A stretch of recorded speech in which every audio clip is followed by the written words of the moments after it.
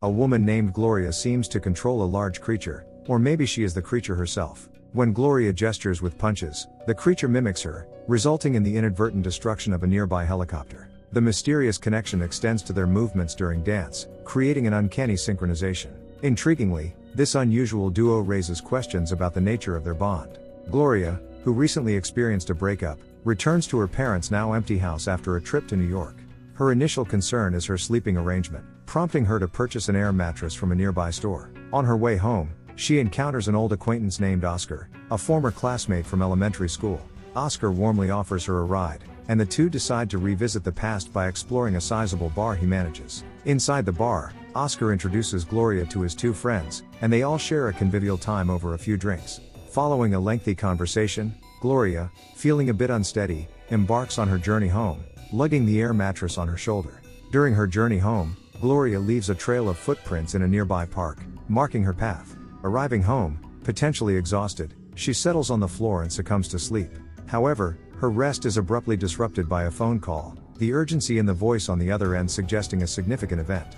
Perplexed, Gloria opens her computer and is met with shocking news. A monstrous creature has suddenly attacked Seoul, triggering unprecedented panic. Staring at the screen with a bewildered expression, Gloria covers her mouth in disbelief. Later in the evening, seeking solace, she returns to Oscar's bar for another round of drinks. Together, they watch the news about the monster on the bar's TV. The existence of such a creature seems unfathomable to Gloria. Remaining at the bar until late into the night, she eventually heads home, passing by the park once more. Seated on a park bench, emotions swirling within her, Gloria spends the entire night contemplating the surreal events. The next morning, after much introspection, she makes a decision. Reaching a resolution, she chooses to call her ex-boyfriend. Their conversation abruptly cuts short as he hangs up, leaving Gloria seething with anger and causing her to drop her phone to the ground upon returning home. Setting up her air mattress helps soothe her gradually calming mood. Unexpectedly, the doorbell rings, and it's Oscar. Recognizing Gloria's lack of furniture, he arrives bearing a television. As they finish setting up the TV, Oscar extends a job offer at his bar, which Gloria readily accepts. However, on her inaugural day at work, Gloria finds herself distracted by a revelation.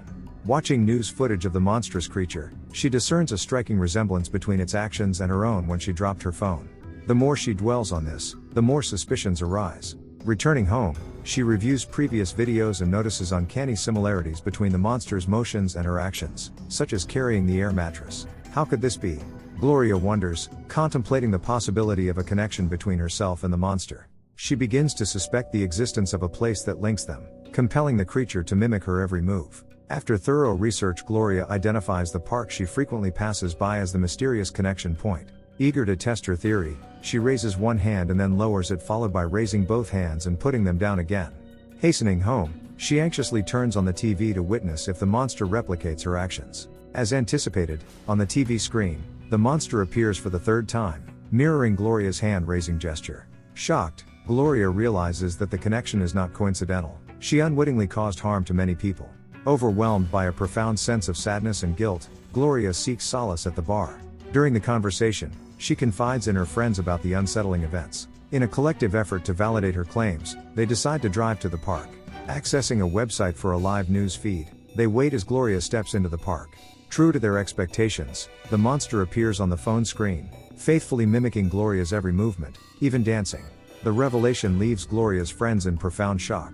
Gloria, inadvertently causing the destruction of a helicopter and the tragic death of its pilot through her gestures, is deeply shaken by the realization of the unintentional loss of life. Overwhelmed with grief, she desires to leave the park but collapses, losing consciousness. Upon awakening, she finds herself back at home and, confronted by the monster on TV, hastily turns it off. In a moment of distress, Oscar visits, offering both food and support. Swamped by guilt, Gloria expresses her intent to turn herself into the police, attributing her actions to her struggles with alcohol and the harm caused to many. Oscar attempts to console her, revealing the complexity of the situation. It's not solely a monster in Seoul, a giant robot is also involved, and Oscar believes he controls it. Following an in-depth discussion, they decide on a course of action: to apologize to the citizens of Seoul. Heading to the park with a cell phone in Oscar's hand, Gloria transforms into the monster, dispersing the crowd, while Oscar writes a heartfelt apology on the ground. Gloria's act of dispersing the crowd portrays the monster as a benevolent and intelligent entity, alleviating some of her distress upon hearing the positive response from the people. However, unforeseen circumstances still unfold. The next morning, Gloria witnesses the giant robot once again wreaking havoc on TV. Rushing to the park, she discovers Oscar still in control, causing destruction in the city. Pleading with him to cease his actions proves futile as Oscar adamantly refuses. Driven to a point of desperation, Gloria takes action. She confronts Oscar, delivering a resounding slap, compelling him to depart from the park. The sight of the virtuous monster standing up against the malevolent robot leaves onlookers astonished. This dramatic turn shifts public opinion, depicting the monster as a protector of soul rather than a threat. It becomes a hero in the eyes of the people, further complicating Gloria's already tumultuous life. However, the newfound hero status brings challenges. Seeking revenge against Gloria, Oscar demands that she handles all the arduous tasks. Additionally, he pressures her to drink beer, but Gloria declines, fearing the loss of control that comes with alcohol. Oscar resorts to an ultimatum, threatening to unleash further chaos in the park unless Gloria agrees to drink. Unyielding in her stance, she pours a drink in front of him, standing firm against succumbing to alcohol. Witnessing her unwavering resolve, Oscar abruptly retreats to the park, intent on continuing his destructive spree. Acknowledging her inability to dissuade Oscar from his destructive path, Gloria decides to confront him in the park. Their encounter escalates into a physical altercation, reflecting the ongoing conflict between the monster and the robot. In the heated exchange, Gloria delivers a forceful punch and even resorts to biting Oscar's hand. Cornered by her determination, Oscar reluctantly ceases the fight. The following day, Gloria is taken aback to find Oscar in her home, perplexed by his ambiguous intentions. This situation triggers a vivid recollection from their school days when a storm threatened their projects. On that day, as the wind carried away Gloria's project, Oscar selflessly abandoned his own, scaling a wall to retrieve Gloria's lost work. In a surprising turn of events, Gloria followed Oscar over the wall and witnessed a startling scene. As Oscar retrieved Gloria's school project, instead of returning it to her, he placed it on the ground. Confounded by his intentions, Gloria watched in shock as Oscar callously crushed her project underfoot, evoking a surge of anger and confusion within her. Then, a surreal occurrence transpired. Lightning slowly descended from the sky, striking Gloria's head as a toy monster fell from her bag. Simultaneously, Oscar was also struck by lightning, causing a toy robot in his hand to tumble to the ground. Years later, the site of this incident became a park, and it's only now that Gloria comprehends the full significance of their past. Realizing that Oscar's resentment was not directed at her but at himself, unable to reconcile his own sense of insignificance, Gloria finds herself in renewed discord with him. This realization reignites their conflict, sparking another confrontation. In the aftermath of their altercation, Oscar hastily flees from Gloria's house, making his way to the park with intentions to cause chaos. Despite Gloria's attempts to halt him, Oscar's superior strength swiftly overpowers her.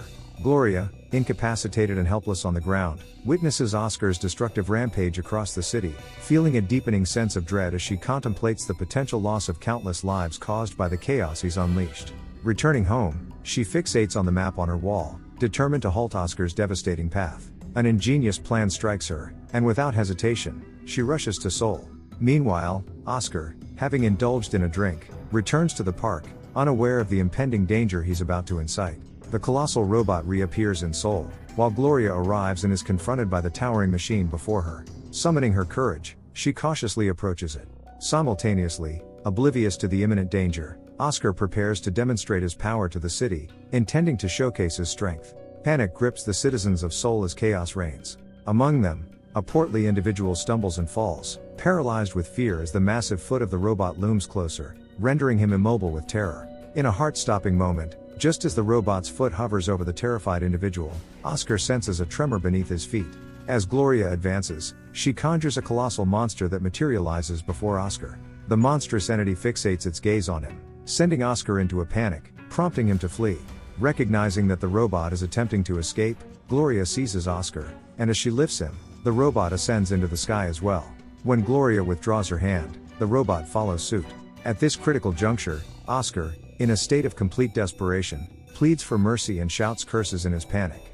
Gloria, resolute in her decision, hurls Oscar far away. As the robot and Oscar fly off, the monster also vanishes. The park is left in ruins, but the gathered citizens cheer for their deliverance. Despite having saved countless lives, Gloria grapples with mixed emotions, unable to determine whether she feels happiness or not.